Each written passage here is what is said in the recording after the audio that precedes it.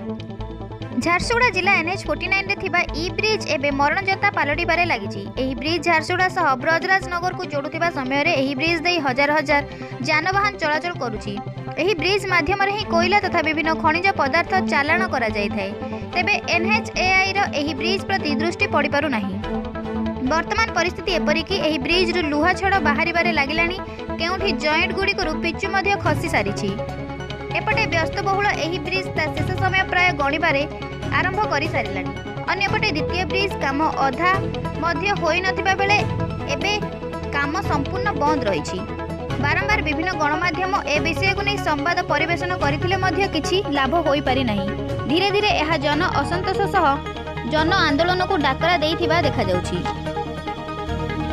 झारसुगुड़ारू अनिंद्यराज खाड़ंग report, the Republic Odisha 24।